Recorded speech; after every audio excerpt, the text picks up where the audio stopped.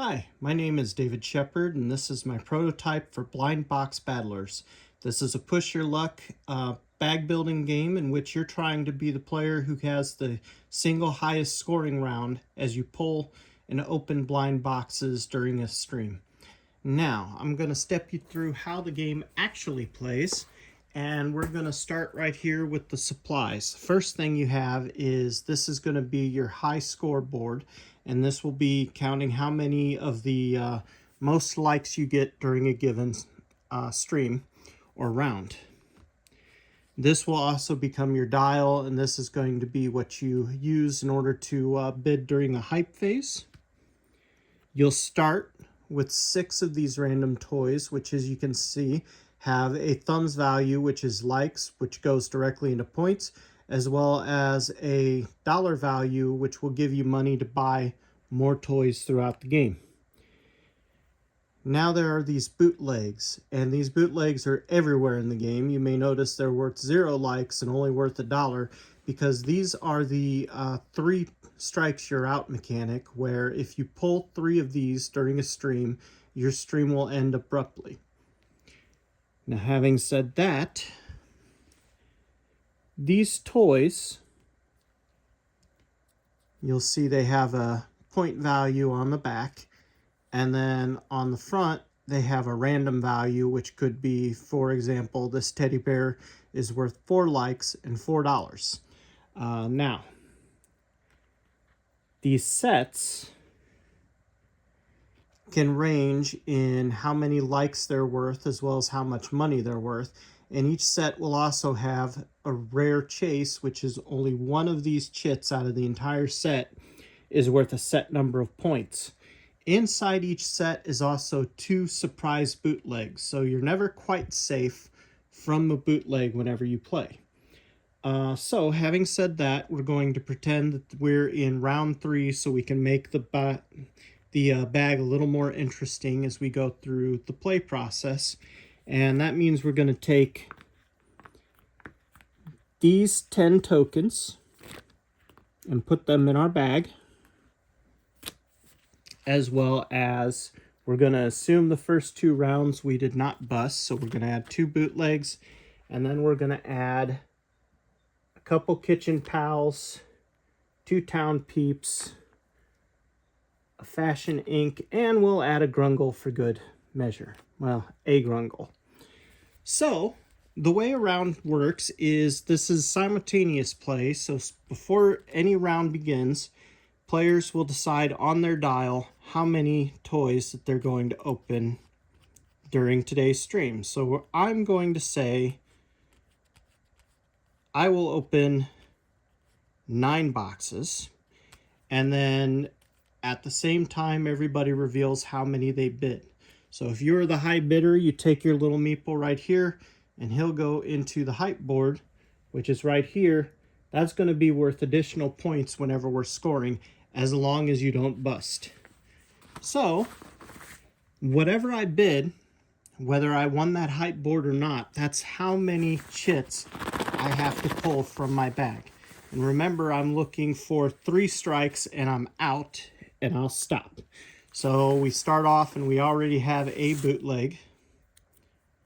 And bad luck, we have a surprise bootleg that we got from our Fashion Inc. dolls. So this will go back to the supply, and it will be replaced with another bootleg. As you can tell, we're already doing quite well. And bad luck. So because that's the 3rd bootleg, I have this little token here that will show a bust. I get rid of this bootleg, and then during the buy phase, I won't actually get an additional bootleg, but I'll mark this as the bust. But let's pretend we had a good turn instead. And we're going to pull 1. We got a Kitchen Pal right off the bat. 2, one of our starting Poppy Chibis. 3, another one of our starting Poppy Chibis. 4 is a Town Peep.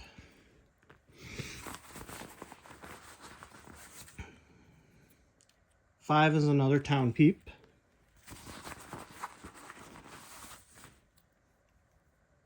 6 is another Poppy Chibi. Now, as you can tell, we've gotten rid of some of our bootlegs, but here's another one. So that's 7.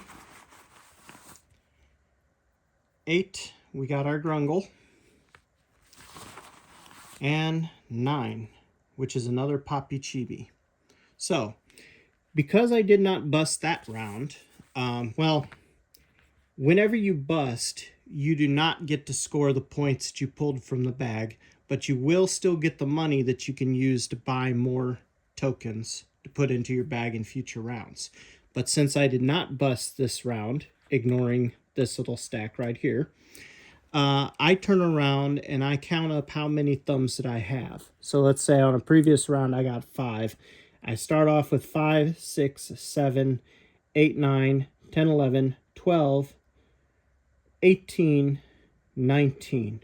And then I'll mark that as my new high score.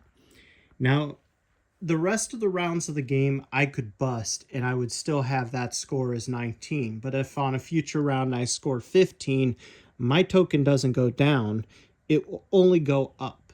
So as I said, busting doesn't push you out of the game. It just makes it to where you could potentially have a stronger turn later. But one really good round can definitely put you in contention of winning it, even if you bust 6 out of the 7 rounds. So, having said that, we'll also take a look at the amount of money we earned, and we'll get 3, 5, 7, 8, 9, 12, 13, 18, 21. So with $21, we'll get those tokens from up there, and then we can spend them to buy more tokens. Now, money that you do not spend does not get lost. It can be used in the next round, so you're never forced to use it or lose it, as most games will have you do. Now, whenever you buy a token, you'll put them, without looking at them, into your bag. So it could be good, it could be bad. You just won't know on a future round unless you pull that token from your bag. So that is a quick overview of Blind Box Battlers. Obviously, there's more little things to say, such as these 2 sets will always be in every game. But these 3 middle sets, there's 3 of 7 in that category. And there's also 3 of 7 of that category. And this category has certain rules that will break the game based on when you pull them and how they react. So I hope you enjoyed the video. And I hope I do get chosen for today's, this year's Playtest and Win. Thank you so much. Bye.